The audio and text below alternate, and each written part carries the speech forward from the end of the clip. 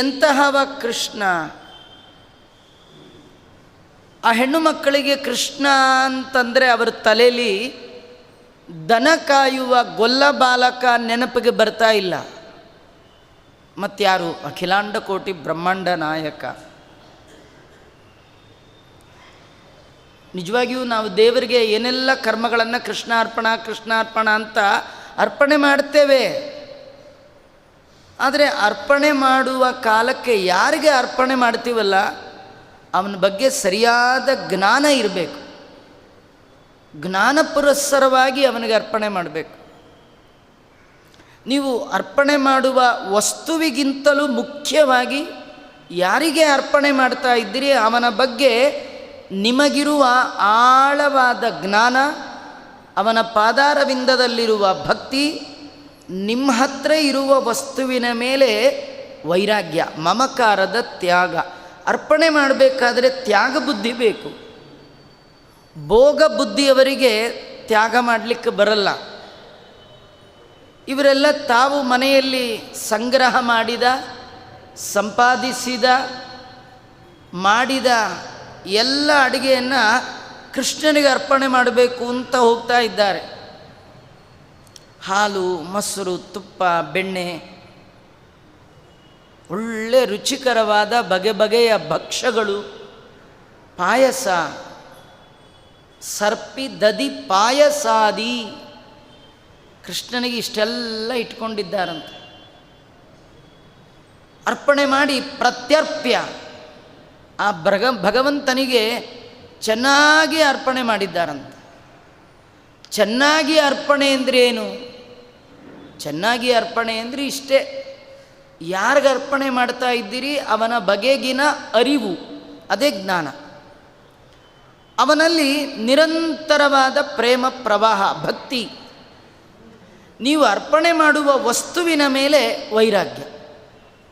ಇದು ನಂದಲ್ಲ, ಇದು ನಿಂದು ಅನ್ನುವ ಭಾವ. ಅರ್ಪಣೆ ಮಾಡಿ ಮುಕ್ತಿಂ ಕರಸ್ತಾಂ, ಅವರು ಮೋಕ್ಷವನ್ನೇ ಕರಗತ ಮಾಡ್ಕೊಂಡ್ಬಿಟ್ರಂತೆ. ಮೋಕ್ಷ ಅಂದರೆ ಎಷ್ಟು ಕಷ್ಟ ರೀ, ಅಷ್ಟು ಸುಲಭನ? ಅಷ್ಟು ಕಷ್ಟವಾದದ್ದನ್ನು ತುಂಬ ಸುಲಭ ಮಾಡ್ಕೊಂಡ್ಬಿಟ್ರು ಹೆಣ್ಣುಮಕ್ಕಳು. ಗಂಡಸರಿಗೆ ಯಾವುದು ಕಷ್ಟವೋ ಹೆಣ್ಣು ಮಕ್ಕಳಿಗೆ ಅದು ಸುಲಭ ಅಂತ. ಗಂಡಸರಿಗೆ ದೇವರನ್ನ ಒಲಿಸ್ಕೊಳ್ಳಿಕ್ಕೆ ತುಂಬ ರೀತಿ ಸಾಧನೆ ಮಾಡಬೇಕು. ಹೆಣ್ಣು ಮಕ್ಕಳಿಗೆ ಯಾವ ದೊಡ್ಡ ದೊಡ್ಡ ಸಾಧನೆಗಳ ಕಾರ್ಯಕ್ರಮವೇ ಇಲ್ಲ. ಆದರೆ ಇಷ್ಟೆಲ್ಲ ಸಾಧನೆ ಮಾಡಿ ಅವರು ಏನು ಹೊಂದುತ್ತಾರೋ ಅದನ್ನು ಸುಲಭ ವಿಧಾನದಿಂದಲೂ ಕೂಡ ಹೆಣ್ಣು ಮಕ್ಕಳು ಪಡೀಲಿಕ್ಕೆ ಸಾಧ್ಯ ಇದೆ. ಗಂಡಸರಿಗಿಂತ ಹೆಂಗಸರು ಏನೂ ಕಮ್ಮಿ ಅಲ್ಲ. ವಾದಿರಾಜರು ತಿಳಿಸ್ತಾರೆ. ಅವರಂತಾರೆ, ಪುಂಸ್ತ್ವೇನ ಕಿಂ ಪೌರುಷ ಮೌಲಿಬಾಜಾಂ, ಭಗವಂತನ ಒಲುಮೆಗೆ ಕಾರಣ ಆಗಬೇಕಾದ್ರೆ ಪುಂಸ್ತ್ವ ಬೇಕು, ಪುರುಷರಾಗಬೇಕು, ಗಂಡಸರೇ ಆಗಬೇಕು, ಮುಂಜಿ ಮಾಡ್ಕೋಬೇಕು, ವೇದಾಧ್ಯಯನ ಏನು ಬೇಡ ಅಂತಾರೆ. ಅವ್ರಿಗೇನು ಕೊಂಬಿಲ್ಲ ಅಂತ. ಎಲ್ಲರೂ ಸಾಧನೆ ಮಾಡೋದು ಮುಖ್ಯ. ಏನಂದರೆ ಬಂಧನದಿಂದ ಬಿಡುಗಡೆ ಆಗಬೇಕು, ಹುಟ್ಟು ಸಾವಿನ ಬಂಧನ. ಇದಕ್ಕಾಗಿಯೇ ನಮ್ಮ ನಿರಂತರ ಪ್ರಯತ್ನ. ಜೀವನದಲ್ಲಿ ಸಜ್ಜನರು ಮಾಡುವ ಸಕಲ ಕರ್ಮಗಳ ಮೂಲ ಉದ್ದೇಶ ಏನಿರುತ್ತೆ? ಈ ಹುಟ್ಟು ಸಾವಿನ ಸಂಸಾರದಿಂದ ಹೊರಗೆ ಬರಬೇಕು ಅಂತ.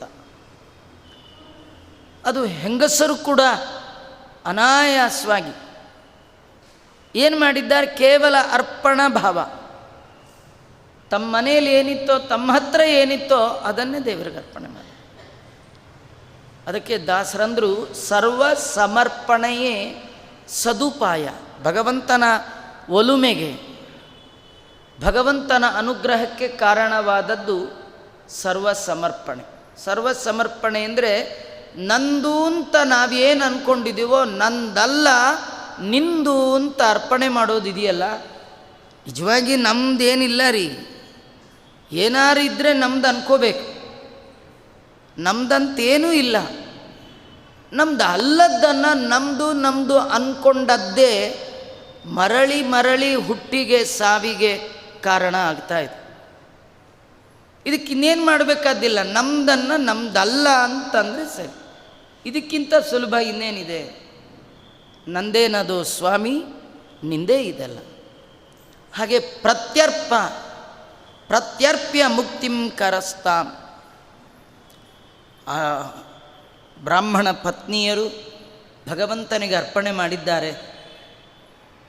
ಇದ್ರ ಒಟ್ಟು ತಾತ್ಪರ್ಯ, ದೇವರ ಆರಾಧನೆಯ ಅವಕಾಶ ದೊರಕಿದಾಗ ಅದನ್ನು ಬಿಟ್ಟವನೇ ನಿರ್ಭಾಗ್ಯ. ಏನು ಕಥೆ? ಏನಿಲ್ಲ ರೀ, ಮನುಷ್ಯ ಜನ್ಮ ಬಂದಿರೋದೇ ಭಗವಂತನ ಆರಾಧನೆಗೆ. ಮಾನವ ಜನ್ಮ ದೊಡ್ಡದು. ಯಾಕಂದರೆ ಈ ಜನ್ಮದಲ್ಲಿ ಮಾತ್ರ ದೇವರ ಸೇವೆ ಮಾಡುವ ಸಲುವಾಗಿ ಕೈ ಕೊಟ್ಟಿದ್ದಾನೆ, ದೇವರ ಪ್ರದಕ್ಷಿಣೆಗಾಗಿ ಕಾಲು ಕೊಟ್ಟಿದ್ದಾನೆ, ಸಂಸಾರದ ಚಿಂತೆ ಬಿಟ್ಟು ಕಂಸಾರಿಯ ಚಿಂತನೆಗಾಗಿ ತಲೆ ಕೊಟ್ಟಿದ್ದಾನೆ, ದೇವರನ್ನು ತಿಳಿಸುವ ವೇದಾಂತ ಓದಲಿಕ್ಕೆ ಕಣ್ಣು ಕೊಟ್ಟಿದ್ದಾನೆ. ಇದೆಲ್ಲ ದೇವರು ಕೊಟ್ಟದ್ದು. ಇಂತಹ ಕಣ್ಣು, ಕೈ, ಕಾಲು, ಕಿವಿ, ನಾಲಿಗೆ ಇರುವಂತಹ ಉತ್ತಮ ನೋಡಿ, ಕಣ್ಣು ನಾಯಿಗಿದೆ, ಅದಕ್ಕೆ ಕೈ ಇಲ್ಲ, ಇಲ್ಲ ಅಂತಿಲ್ಲ, ಅದು ಕೈ ಥರ ಯೂಸ್ ಮಾಡ್ಕೊಂಡು ಪ್ರಾಕ್ಟೀಸ್ ಮಾಡಿಲ್ಲ. ನಾವು ಮುಂದಿರುವ ಎರಡು ಕಾಲನ್ನು ಕೈ ಥರ ಯೂಸ್ ಮಾಡ್ಬೋದು ಅಂತ ಮೊಟ್ಟ ಮೊದಲ ಬಾರಿಗೆ ತಿಳ್ಕೊಂಡವ ಮನುಷ್ಯ. ಎರಡು ಕಾಲಿನ, ನಾಲ್ಕು ಕಾಲಿನ ಪ್ರಾಣಿ ಅಂತಲೇ ಕರೆಯೋದು. ಈ ಎರಡು ಕಾಲಿನ ಪ್ರಾಣಿ ಇದು ಬಹಳ ಉತ್ತಮ ಮನುಷ್ಯ ಜನ್ಮ. ಯಾಕಂದರೆ ಈ ಜನ್ಮದಲ್ಲಿ ಮಾತ್ರ ಇದೆಲ್ಲ ಭಾಗ್ಯ. ಇದಕ್ಕೆ ಜಾತಿ ಬೇಕಿಲ್ಲ, ಜನ್ಮ ಮುಖ್ಯ. ಜಾತಿ ಯಾವುದಾದ್ರೂ ಇರಲಿ, ಮನುಷ್ಯ ಜನ್ಮ ಬಂದಿದೆಯಾ, ಹಾಗಾದ್ರೆ ತಲೆ ಇದೆಯಾ, ಕೈ ಇದೆಯಾ, ಕಣ್ಣಿದೆಯಾ, ಕಾಲಿದೆಯಾ, ಇದೆಲ್ಲ ಕಾಮನ್ನಾಗಿ ದೇವರು ಸಪ್ಲೈ ಮಾಡಿದ್ದಾನೆ ಎಲ್ಲರಿಗೆ, ಯಾರಿಗೆ ಮೋಸ ಮಾಡಿಲ್ಲ. ಕೊಟ್ಟ ದೇವರನ್ನು ನೋಡು, ಕೊಟ್ಟ ದೇವರನ್ನು ಕೇಳು, ಕೊಟ್ಟ ದೇವರನ್ನು ಮುಟ್ಟು, ಕೊಟ್ಟ ದೇವರ ಕಡೆ ನಡಿ, ಕೊಟ್ಟ ದೇವರ ಬಗ್ಗೆ ಚಿಂತನೆ ಮಾಡು. ಈ ಒಂದು ಭಾಗ್ಯ ಈ ಜನ್ಮದಲ್ಲಿ ಬಿಟ್ಟರೆ ಇನ್ನೊಂದು ಜನ್ಮದಲ್ಲಿ ಇಲ್ಲ. ಹಾಗಾಗಿ ಇಂಥ ಜನ್ಮ ಸಿಕ್ಕಾಗೂ ಕೂಡ ಕಳ್ಕೊಂಡ ಅಂತಾದರೆ ಅವನೇ ದೌರ್ಭಾಗ್ಯ. ದೇವರು ಇಷ್ಟು ಉತ್ತಮವಾದ ಜನ್ಮ ಕೊಟ್ಟಿದ್ದಾನೆ, ಆ ಹೆಣ್ಣು ಮಕ್ಕಳು ಸಾರ್ಥಕ ಮಾಡ್ಕೊಂಡ್ಬಿಟ್ರು. ಸವಿಪ್ರಪತ್ನ್ಯರ್ಪಿತ ಭಕ್ತ ಭುಕ್ತ್ಯ ವಿಭುಸ್ಸಮಾಸಕ್ತ ಮನಾಯಿವೈಂದ್ರಂ ಅಭುಂಕ್ತ ಭೋಜ್ಯಂ ಗತ ಬಿರ್ಗಿರೀಂದ್ರ ವಪುಸ್ವಕೀಯಾರ್ಪಿತ ಮಪ್ರತೀತಃ. ಭಗವಂತ ಆ ಬ್ರಾಹ್ಮಣ ಪತ್ನಿಯರು ಕೊಟ್ಟ ಅನ್ನವನ್ನು ಸ್ವೀಕಾರ ಮಾಡಿದ ಅಂತ ಕೃಷ್ಣ ಪರಮಾತ್ಮ ಬಲರಾಮನನ್ನು ಕೂಡಿಸಿ ಆ ಬಂದ ಹೆಣ್ಣು ಮಕ್ಕಳು ಉಳಿದ ಎಲ್ಲ ಗೊಲ್ಲ ಬಾಲಕರನ್ನು ಸುತ್ತಲೂ ಕೂಡಿಸಿದ್ದಾರೆ, ಎಲೆ ಹಾಕಿದ್ದಾರೆ, ತಾವು ತಂದ ಪದಾರ್ಥ ಎಲ್ಲ ಬಡಿಸಿದ್ದಾರೆ. ಕೃಷ್ಣ ಎಲ್ಲವನ್ನೂ ಸವಿದ. ಯಾಕಂದರೆ ಭಕ್ತರು ಭಕ್ತಿಯಿಂದ ಕೊಟ್ಟದ್ದನ್ನು ದೇವರು ಸ್ವೀಕಾರ ಮಾಡ್ತಾನೆ. ಯದ್ಯಪಿ ಸ್ವೀಕಾರದಿಂದ ಅವನಿಗೇನು ಆಗಬೇಕಾದ್ದಿಲ್ಲ. ನೋಡಿ, ನಂಗೆ ಹಶ್ವಾಗ್ತಿದೆ ಅಂತ ಕೃಷ್ಣ ಏನು ಕೇಳಲೇ ಇಲ್ಲ. ಇದು ಅವ್ರ ಕಥೆ ಅಲ್ಲ, ನಮ್ಮದೇ ಕಥೆ.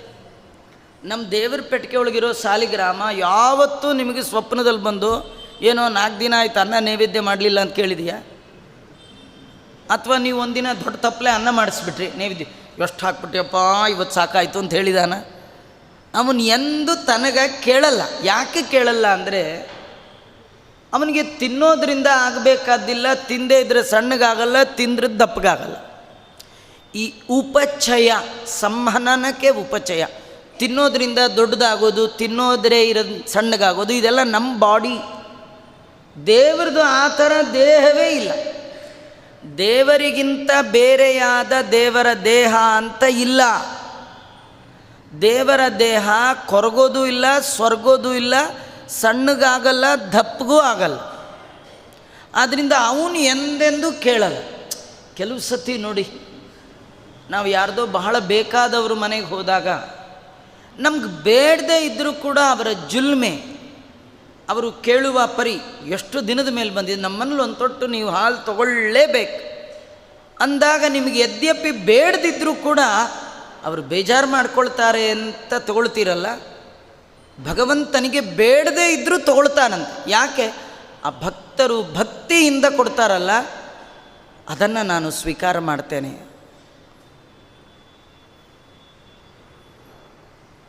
ಪತ್ರಂ ಪುಷ್ಪಂ ಫಲಂ ತೋಯಂ ಯೋಮೇ ಭಕ್ತ್ಯಾ ಪ್ರಯಚ್ಛತಿ. ಅದರೊಳಗಿರುವ ಭಕ್ತಿಗೆ ನಾನು ಬೆಲೆ ಕೊಟ್ಟು ಅವರು ಕೊಟ್ಟದ್ದು ಹೇಗಿದ್ದರೂ ನಾನು ಅದನ್ನು ಸ್ವೀಕಾರ ಮಾಡ್ತೇನೆ, ಇದು ಭಗವಂತ ಹೇಳಿದ್ದಾನೆ. ಹೀಗಾಗಿ ಕೃಷ್ಣ ಪರಮಾತ್ಮ ಸ್ವೀಕಾರ ಮಾಡಿದಂತೆ. ನೋಡಿ, ಕೊಟ್ಟವ್ರಿಗೆ ಸಂತೋಷ ಆಗಬೇಕ್ರಿ.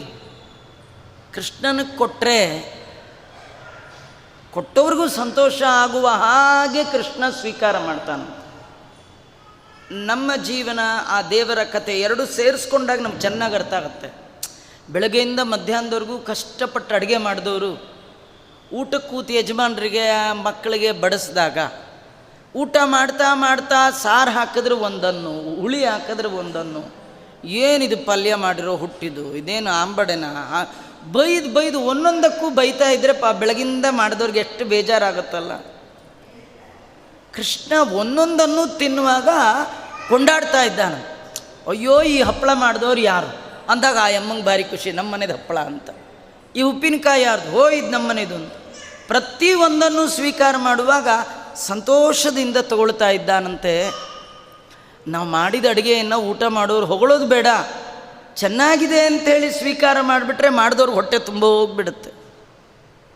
ಅದಕ್ಕೆ ದಾಸರಂದರು, ಹರಿಯೇ ನಿನ್ನ ಮೆಚ್ಚಿಸಬಹುದು, ಈ ನರರ ಮೆಚ್ಚಿಸಬಹುದೇ?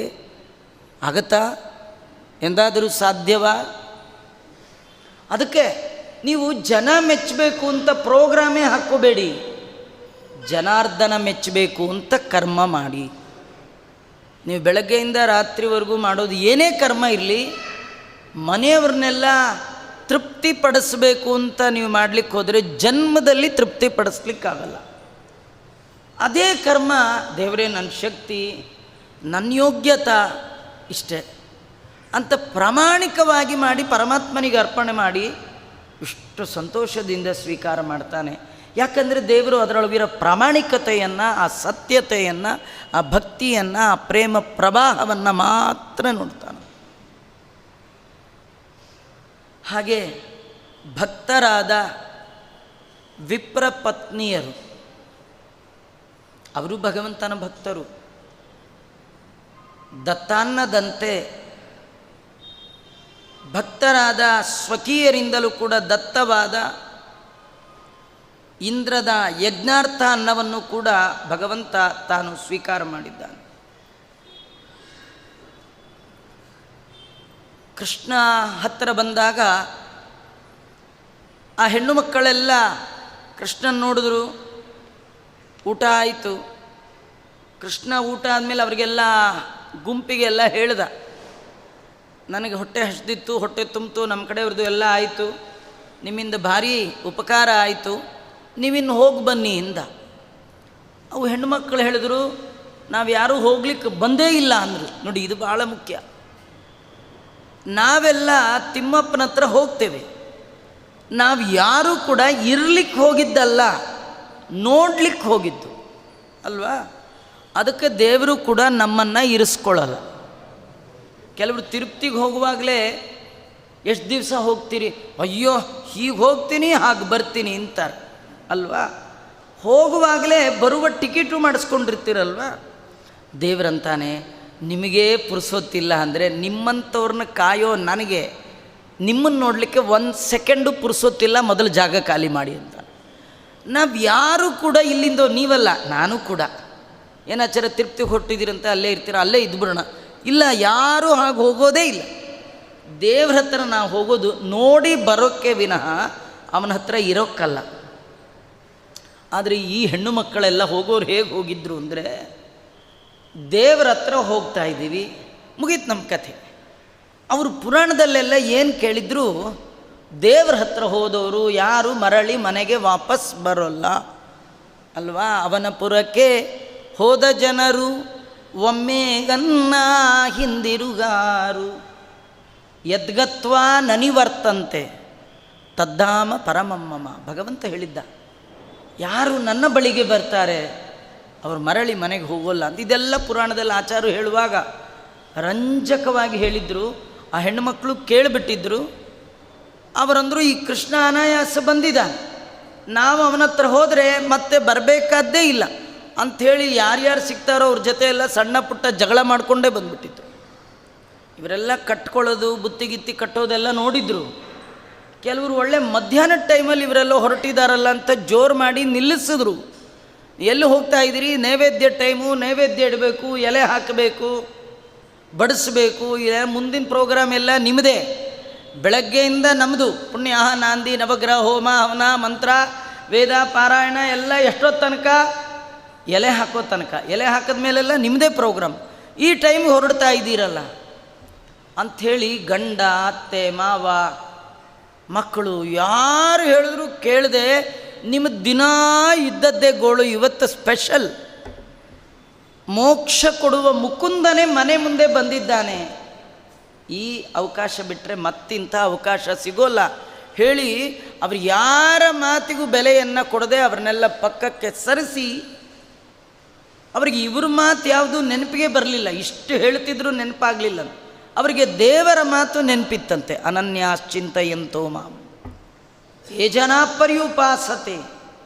ಆ ಭಗವಂತನ ಮಾತು ನೆನಪಿಟ್ಕೊಂಡು ಗಂಡ, ಅತ್ತೆ, ಮಾವ, ಮಕ್ಕಳು ಯಾರು ಹೇಳ್ತಿದ್ರು ಕೇಳದೆ ಅವ್ರನ್ನೆಲ್ಲ ಪಕ್ಕಕ್ಕೆ ಸರಿಸಿ, ಅವ್ರ ಜನ್ಮದಲ್ಲಿಯೇ ಹೇಗೆ ಅಂದು ಆ ಥರ ಎಂದೂ ಮಾಡಿಲ್ಲ. ಈಗ ಅವ್ರಿಗೆ ಭಾರಿ ಧೈರ್ಯ, ಯಾಕಂದರೆ ದೇವರೇ ಬಂದಿದ್ದಾನೆ, ಇನ್ನೇನು ನಾವು ನಾಳೆ ಬರಬೇಕಾದ್ದಿಲ್ಲ, ಹೀಗೆಲ್ಲ ಅಂದ್ಕೊಂಡ್ಬಿಟ್ಟಿದ್ರು. ಕೆಲವ್ರಿಗೆ ಸಿಟ್ಟು ಬಂದರೂ ಮಾತಾಡಲ್ಲ. ಅಲ್ರಿ ನಿಮ್ಗಷ್ಟು ಬೈತಿದ್ರು, ನೀವು ಸುಮ್ಮನಿದ್ರಿ ಅಲ್ರಿ, ನಾನು ಬೈಬೋದ್ರಿ, ನಾನು ಯಾಕೆ ಬೈಯಲ್ಲ ಗೊತ್ತಾ? ನಾಳೆ ಮತ್ತೆ ಅವ್ರ ಮುಖ ನೋಡಬೇಕು, ಅವ್ರ ಮನೆಗೆ ಹೋಗ್ಬೇಕು, ಯಾಕೆ ಸುಮ್ಮನೆ ಅವ್ರ ಜೊತೆ ಜಗಳ ಅಂದ್ರೆ ಅಂದ್ಕೊಳ್ಳಿ, ಹೀಗಂತೀವಿ. ಆ ಹೆಣ್ಣುಮಕ್ಕಳು ಯಾಕೆ ಹಾಗೆ ಮಾಡಲಿಲ್ಲ ಅಂದರೆ, ನಾಳೆ ಹೇಗಿದ್ದರೂ ನಾ ಇಲ್ಲಿ ಬರಬೇಕಾದ್ದಿಲ್ಲ, ಇವತ್ತು ಜಗಳ ಮಾಡೇ ಬಿಡೋಣ ಅಂಥೇಳಿ ಅವರೆಲ್ಲ ನಿರ್ಧಾರ ಮಾಡಿಕೊಂಡೇ ಜೋರು ಮಾಡಿ ಹೊರಟಿದ್ದಾರೆ. ಅಲ್ಲಿ ಕೃಷ್ಣನ ಹತ್ರ ಹೋದರೆ ಕಥೆನೇ ಚೇಂಜ್ ಆಯಿತು. ಊಟ ಮಾಡಿದ ಕೃಷ್ಣ ಟಾಟಾ ಮಾಡಿಬಿಟ್ಟ. ಹೆಣ್ಣುಮಕ್ಳಿಗೆ ಹೇಳ್ದ, ಇನ್ನೆಲ್ಲ ನೀವು ನಿಮ್ಮ ಮನೆಗೆ ಹೊರಡಿ ಹಿಂದ. ಇದೇನು ಕೃಷ್ಣ ಹೊಸದು ಹೇಳ್ತೀಯ? ನಾವೆಲ್ಲ ಪುರಾಣದಲ್ಲಿ ಏನು ಕೇಳಿದ್ವಿ? ಕೃಷ್ಣನ ಬಳಿ ಹೋದವರು ಮತ್ತೆ ಬರೋಲ್ಲ ಅಂತ ಕೇಳಿದ್ವಿ. ನೀನು ನೋಡಿದ್ರೆ ಮನೆಗೆ ಹೋಗು ಅಂತೀಯಲ್ಲ. ನಾವು ಮನೆಗೆ ಹೋಗಲ್ಲ. ಕೃಷ್ಣ ಅಂದ, ನನ್ನ ಆಜ್ಞೆ ನೀವು ಹೋಗಲೇಬೇಕು. ಅವ್ರ ಹೆಣ್ಣುಮಕ್ಕಳಂದರು, ನಾವು ನಿನ್ನ ಆಜ್ಞೆ ಕೇಳಲಿಕ್ಕೆ ಬಂದದ್ದಿಲ್ಲಿ, ನಿನ್ನ ಆಜ್ಞೆ ಹೋಗ್ತೀವಿ. ನಾವು ಹೋದರೂ ನಮ್ಮ ಮನೆಯವರು ನಮ್ಮನ್ನು ಸೇರಿಸ್ಕೊಳ್ಳಲ್ಲ. ಯಾಕೆಂದರೆ ನಾವು ಸರಿ ಸಮಯಕ್ಕೆ ಕೈ ಕೊಟ್ಟು ಬಂದಿದ್ದೀವಿ. ನಮ್ಮ ಮನೆಯವರೆಲ್ಲ ಶಾಪಾನುಗ್ರಹ ಶಕ್ತರು, ಈ ಆರ್ಡಿನರಿ ಬ್ರಾಹ್ಮಣರಲ್ಲ. 3 ತಿಂಗಳಿಗೋ 6 ತಿಂಗಳಿಗೋ ಒಮ್ಮೆ ಸಂಧ್ಯಾವನೆ ಮಾಡೋ ಆಚಾರಲ್ಲ. ಶಾಪಾನುಗ್ರಹ ಸಿದ್ಧ ಮಂತ್ರರು. ಶಾಪ ಕೊಡಲಿಕ್ಕೂ ಸಿದ್ಧ, ವರ ಕೊಡಲಿಕ್ಕೂ ಸಿದ್ಧ. ಈಗೇನಾರು ನಾವು ಹೋದರೆ ಶಾಪಕ್ಕೆ ತುತ್ತಾಗ್ತೀವಿ. ಕೃಷ್ಣ ಹೇಳ್ದ, ಹಾಗೆಲ್ಲ ಮಾಡಬೇಡಿ. ಹೆಣ್ಣು ಮಕ್ಕಳಿಗೆ ಬಂಧು ವರ್ಗ ಬಿಟ್ಟು ಬರಬಾರದು. ಅವರಿಗೆ ಪತಿ ಮಕ್ಕಳು ಇವರ ಶುಶ್ರೂಷ ಸ್ತ್ರೀಣಾಂ ಪರಮೋ ಧರ್ಮ, ಅದು ದೊಡ್ಡ ಧರ್ಮ. ಅದನ್ನು ಬಿಡಬಾರ್ದು. ಅದನ್ನು ಬಿಟ್ಟು ಬೇರೆ ಯಾವ ಧರ್ಮ ಮಾಡಿದರೂ ನನಗೆ ತೃಪ್ತಿ ಆಗೋಲ್ಲ. ನನ್ನ ಆಜ್ಞೆ ನೀವೆಲ್ಲ ಹೋಗಿ. ಆ ಹೆಣ್ಣುಮಕ್ಕಳೆಲ್ಲ ಮೊದಲೇ ಆನ್ಸರ್ ರೆಡಿ ಮಾಡ್ಕೊಂಡು ಬಂದಿದ್ದರು. ಈ ಚೆಸ್ ಆಟದಲ್ಲಿ ಒಂದು ಕಾಯಿ ಇಡಬೇಕಾದ್ರೆ ಮುಂದೆ 10-12 ನಡೆಗಳನ್ನು ತಲೆ ಒಳಗೆ ಕ್ಯಾಲ್ಕುಲೇಟ್ ಮಾಡಬೇಕು. ಮುಂದಿನ 10-15 ಸ್ಟೆಪ್ಗಳನ್ನು ಯೋಚನೆ ಮಾಡಿ ಒಂದು ಸ್ಟೆಪ್ ಮುಂದಿಡಬೇಕು. ಈ ಹೆಣ್ಣುಮಕ್ಕಳು ಮುಂದೆ ಕೃಷ್ಣ ಏನಾರು ಹೀಗಂದರೆ ನಾವೇನನ್ಬೇಕು ಅಂತ ಮೊದಲೇ ಅವ್ರು ಮೀಟಿಂಗ್ ಮಾಡ್ಕೊಂಡ್ಬಿಟ್ಟಿದ್ರು. ಕೃಷ್ಣ ಅಂದ, ನೀವೆಲ್ಲ ಬಂಧುಗಳನ್ನು ಬಿಟ್ಟು ಬರಬಾರ್ದು. ಅದಕ್ಕೆ ಅವರಂದರು, ನಾವು ಬಂಧುಗಳನ್ನು ಬಿಟ್ಟು ಬಂದಿಲ್ಲ, ಬಂಧುವಿನ ಬಳಿಗೆ ಬಂದಿದ್ದೇವೆ. ಕೃಷ್ಣ ಅಂದ, ನಿಮ್ಮ ಬಂಧು ಯಾರು? ನೀನೇ. ಅಲ್ಲ, ಅಲ್ಲಿರೋರು? ಇಲ್ಲ ಸ್ವಾಮಿ, ಅವರೆಲ್ಲ ಸಂಪತ್ ಬಾಂಧವರು. ಸಂಪತ್ತಿದ್ದಾಗ ಮಾತ್ರ ಅವರು ಬಾಂಧವರು. ಆದರೆ ಏನೂ ಇಲ್ಲದಿದ್ದಾಗ, ಆಪತ್ತು ಬಂದಾಗ ನೀನೊಬ್ಬನೇ ಬಾಂಧವ, ಆಪತ್ ಬಾಂಧವ. ಎಂದಿಗೆಂದಿಗೆನಗೆ ನೀನು ಬಂಧು ಎಂದು ನಂಬಿದೆವೋ. ಎಲ್ಲ ಬಂಧುಗಳ ಸೇವೆಯನ್ನು ಯಾಕೆ ಮಾಡಿದ್ವಿ? ಒಳಗೆ ನೀ ಇದ್ದೀಯ ಅಂತಲೇ ಮಾಡಿದ್ದು. ಹಾಗಾಗಿ ಅಂತಹ ಅನಿಮಿತ್ತ ಬಂಧುವಾದ ನೀನೇ ಸಿಕ್ಕ ಮೇಲೆ ಮತ್ತಿನ್ಯಾಕೆ ಹೋಗೋಣ? ನಾವು ಹೋಗೋಲ್ಲ. ಕೃಷ್ಣ ಅಂದ, ನಿಮ್ಮ ಭಯ ಏನು? ಹೋದರೆ ಸೇರಿಸಲ್ಲ ಅಂತ ತಾನೇ. ನಿಮ್ಮನ್ನು ಸೇರ್ಸೋಕ್ಕೆ ಅವ್ರು ಯಾರು ಅಂದ ಕೃಷ್ಣ. ನೀವು ಮನೆಗೆ ಹೋದರೆ ನಿಮ್ಮ ಬೇಡ ಅಂತ ಹೇಳಲಿಕ್ಕೆ ಅವ್ರಿಗೇನಿದೆ ರೈಟ್ ಅಂದ. ಹಾಗಾದ್ರೆ ಏನು ಮಾಡೋದು ಕೃಷ್ಣ? ಏನು ಮಾಡೋದಿಲ್ಲ, ನೀವು ಹೋಗಿ. ಯಾಕೆಂದರೆ ಎಲ್ಲರ ಒಳಗಿದ್ದು ಬಾ ಅಂತ ಕರೆಯೋನು ನಾನೇ, ಬೇಡ ಅಂತ ಹೇಳಿಸೋನು ನಾನು. ಎಲ್ಲರ ಒಳಗೆ ತಾನೇ ಇಪ್ಪ. ಪ್ರಿಯಾಪ್ರಿಯ ವಿಯೋಗ ಸುಯೋಗ. ನಮಗೆ ಒಳ್ಳೇದು ಬರಲಿಕ್ಕೆ, ಒಳ್ಳೇದಾಗಲಿಕ್ಕೆ, ಒಳ್ಳೇದು ದೂರ ಹೋಗಲಿಕ್ಕೆ, ಕೆಟ್ಟದ್ದು ಬರಲಿಕ್ಕೆ ಎಲ್ಲದಕ್ಕೂ ಭಗವಂತನೇ ಕಾರಣ. ನಮಗೆಷ್ಟೋ ಬಾರಿ ಬೇಕಾದ್ದು ದೂರ ಹೋಗುತ್ತೆ, ಬೇಡವಾದ್ದು ಪಕ್ಕದಲ್ಲೇ ಬಂದು ಕೂತ್ಕೊಳ್ಳುತ್ತೆ. ಇದಕ್ಕೆಲ್ಲ ಕಾರಣ ಯಾರು? ಎಷ್ಟೋ ಬಾರಿ ಮಿತ್ರರು ಶತ್ರುಗಳಾಗ್ಬಿಡ್ತಾರೆ, ಶತ್ರುಗಳು ಮಿತ್ರರಾಗ್ತಾರೆ. ಇದಕ್ಕೇನು ಕಾರಣ? ದೇವರ ದಯ. ಕೃಷ್ಣ ಅಂತಾನೆ, ನೀವು ಯಾರು ಶಾಪ ಕೊಡ್ತಾರೆ ಅಂತ ಅಂದ್ಕೊಂಡಿದ್ದೀರಲ್ಲ, ಅವರು ನಿಮಗೆ ಶಾಪ ಕೊಡೋದಲ್ಲ, ನಿಮ್ಮನ್ನು ಸ್ವಾಗತ ಮಾಡ್ತಾರೆ. ನೀವು ಹೋಗಿ ಅಂತ ಹೇಳಿದಾಗ ಕೃಷ್ಣನ ಮಾತಿಗೆ ಬೆಲೆ ಕೊಟ್ಟು ಎಲ್ಲ ಹೆಣ್ಣು ಮಕ್ಕಳು ಹೋಗ್ತಾ ಇದ್ದಾರೆ.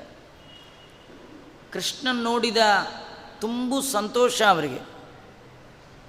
ಅವರೆಲ್ಲ ಒಂದು ಕಡೆಯಿಂದ ಬರ್ತಾಯಿದ್ರು. ಈ ಕಡೆ ಬ್ರಾಹ್ಮಣರೆಲ್ಲ ಮಧ್ಯಾಹ್ನ ಕಾಲ ಎಲ್ಲಿ ಹೋಗಿಬಿಟ್ರಿ ಇವರು? ಸಿಟ್ಟು ಮಾಡ್ಕೊಂಡಿದ್ದಾರೆ, ಶಾಪ ಕೊಟ್ಟೇ ಬಿಡಬೇಕು.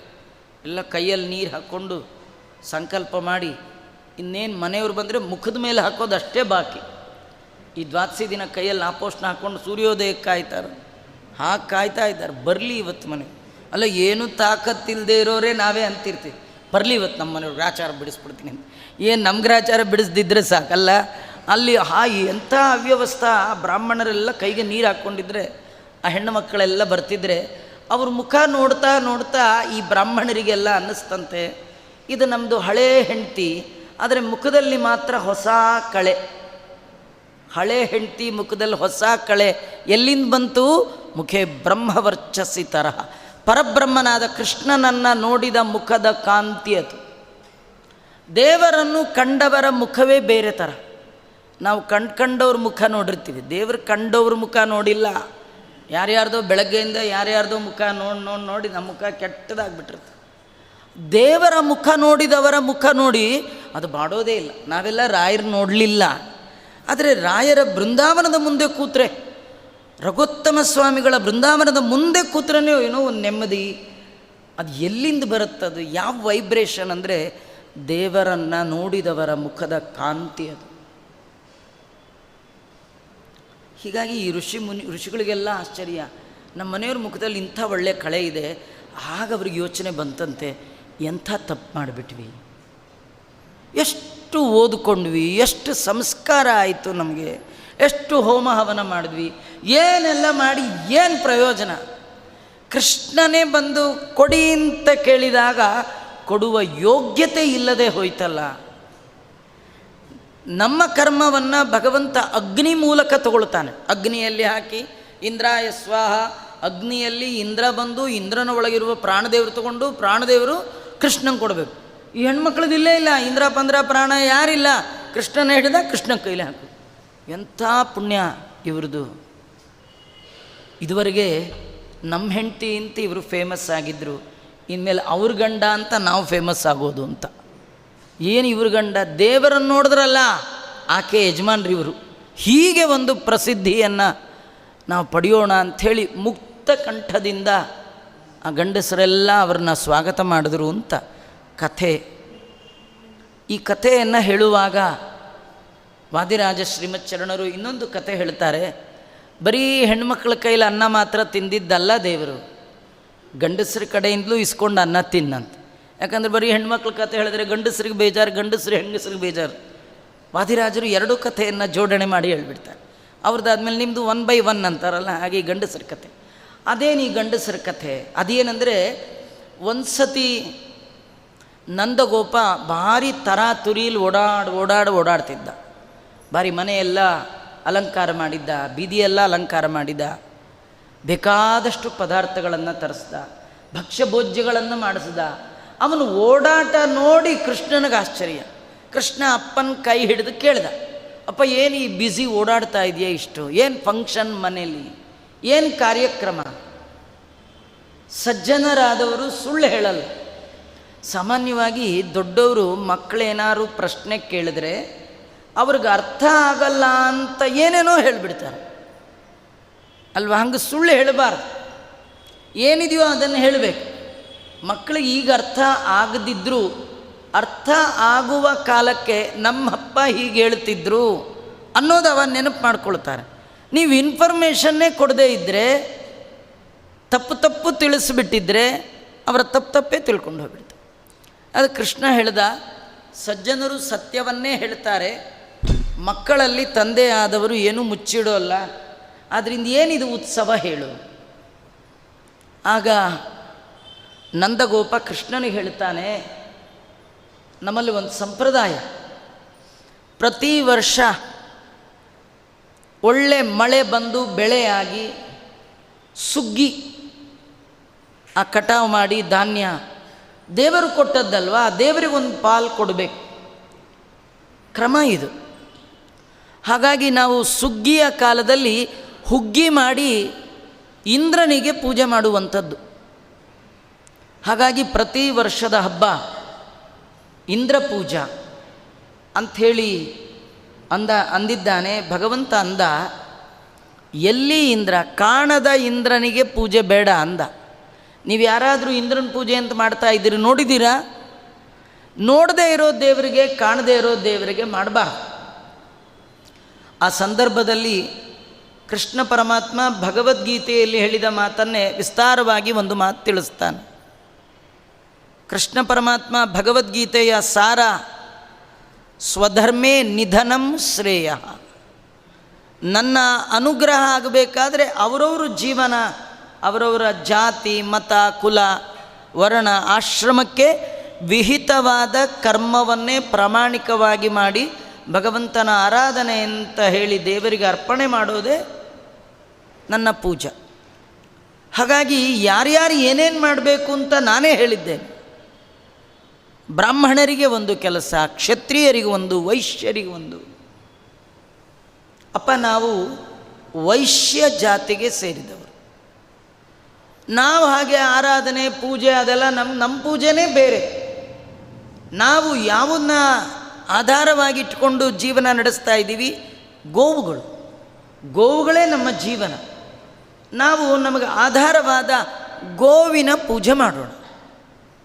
ನಮಗೆ ಅನುಗ್ರಹ ಮಾಡುವವರು ನಮ್ಮ ಮೇಲ್ವರ್ಗದವರಾದ, ಆಶೀರ್ವಾದ ಮಾಡಿಸ್ಕೊಳ್ಳಿಕ್ಕೆ ಯೋಗ್ಯರಾದ ಬ್ರಾಹ್ಮಣರ ಪೂಜೆ, ಬ್ರಾಹ್ಮಣರ ಪೂಜೆ ನಮಗೆ ವಿಹಿತವಾದದ್ದು. ಕಪಿಲನಾಮಕ ಪರಮಾತ್ಮ ತೃತೀಯ ಸ್ಕಂದದಲ್ಲಿಯೂ ಒಂದು ಮಾತು ಹೇಳ್ತಾನೆ, ಅಚೇತನ ಪ್ರತಿಮೆಗಿಂತಲೂ ಭಗವಂತನ ಚೇತನ ಪ್ರತಿಮೆ ಬಹಳ ಮುಖ್ಯ. ಈ ಗೋ ಮತ್ತು ಬ್ರಾಹ್ಮಣ ಭಗವಂತನ ಛಲ ಪ್ರತಿಮೆಗಳು. ಅದಕ್ಕೆ ಸಮಾನವಾದ ಇನ್ನೊಂದು ಉತ್ತಮವಾದ ಭಗವಂತನ ಪ್ರತಿಮೆಯೇ ಇಲ್ಲ. ಹಾಗಾಗಿ ದೇವರ ಆರಾಧನೆ ಮಾಡುವುದು ಅಂದರೆ ಕಣ್ಣಿಗೆ ಕಾಣುವ ಭಗವಂತನ ಪ್ರತಿಮೆಗಳ ಆರಾಧನೆ ಆಗಬೇಕು ಮುಖ್ಯವಾಗಿ. ಈ ಗೋವಿನಿಂದ ಜೀವನ ನಡೆಸ್ತಾ ಇದ್ದೀವಿ, ಅಂಥ ಗೋವಿನ ಪೂಜೆ ಮಾಡಬೇಕು, ಇದು ನಮ್ಮ ಕರ್ತವ್ಯ. ಅದು ಬಿಟ್ಟು ಯಾವುದೋ ಬೆಟ್ಟಕ್ಕೇನೋ ಇಡ್ತೀನಿ ಅಂತ್ಯ, ಇದು ಯಾಕೋ ನಂಗೆ ಸರಿ ಅಂದರೆ ಈ ಇಂದ್ರನಿಗೇನೋ ಕೊಡ್ತೀನಿ ಅಂತ್ಯ. ನೋಡು, ಈ ಬೆಟ್ಟ ನಮಗೆ ಆಶ್ರಯ ಕೊಟ್ಟಿದೆ, ಇದರ ತಪ್ಪಲಲ್ಲಿ ನಾವು ವಾಸ ಮಾಡ್ತೀವಿ. ಈ ಬೆಟ್ಟದಲ್ಲಿ ಬೆಳೆಯುವ ಹುಲ್ಲು ನಮ್ಮ ಹಸು ಕರುಗಳಿಗೆ ಆಹಾರ. ಹಾಗಾದ್ರೆ ನಾವು ಬೆಟ್ಟಕ್ಕೆ ಪೂಜೆ ಮಾಡೋದು ಒಳ್ಳೆಯದು ಅಂತ ಹೇಳಿ ಇಂದ್ರನ ಪೂಜೆಯನ್ನು ದೇವರು ತಪ್ಪಿಸಿದ. ಇಂದ್ರನಿಗೆ ಹೋಗಬೇಕಾದ ಅನ್ನವನ್ನು ತಪ್ಪಿಸಿ ಆ ಅನ್ನವನ್ನು ತಾನೇ ತಿಂದ. ಅದೇನಾಯಿತು? ಕೃಷ್ಣನ ಮಾತು ಎಲ್ಲ ಕೇಳಿದ್ರು, ಆಗಲಿ ಅಂದರು, ಎಲ್ಲ ಕಾರ್ಯಕ್ರಮ ಮಾಡಿದ್ರು.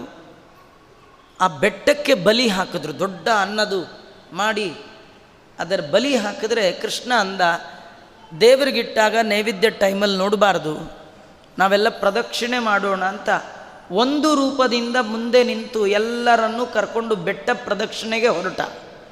ಇನ್ನೊಂದು ರೂಪದಿಂದ ಬೆಟ್ಟದ ಒಳಗೆ ಕುಳಿತು ಇಟ್ಟ ಅನ್ನವನ್ನೆಲ್ಲ ತಿಂದಿಟ್ಟ.